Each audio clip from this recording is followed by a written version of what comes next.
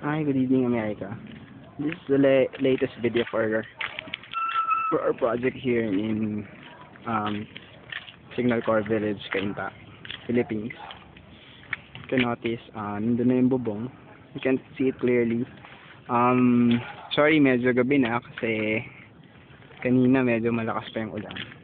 But you will clearly see kung ano na yung itsura dito nung roof natin. By tomorrow, all the materials for the roof will be here to finish off the roofing of our third floor, our penthouse.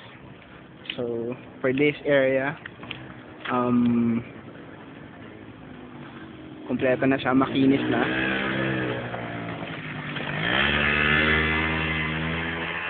There's no much changes on the inside, on the first floor and second floor.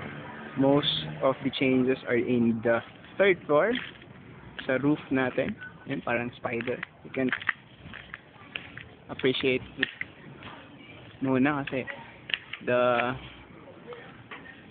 yung gitna, sabi ni Foreman, tatanggalin na daw yan tomorrow. Ika-cut na yan, like what Papa said. This area, yan, okay na tayo.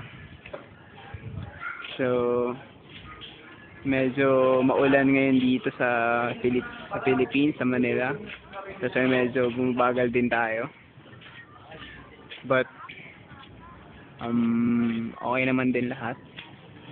Things are getting okay. Medyo gabi na rin kasi. So that's for the roof. Actually, kompleto na yung skeletal structure ng roof natin. Like that. By tomorrow, darating na yung material. So by next week, it would be far different from what you see right now. Because next week, you will appreciate it more kasi meron ng shades. Alright? So that's all for today. Actually, pag sa malayong malayo, maganda to tignan. Kitang-kita mo yung structure niya. And how it is done on its perspective plan. So that's it. This is our home, this is our house, this is our structure, this is our project. So thank you very much. This is Jere Estrada signing off.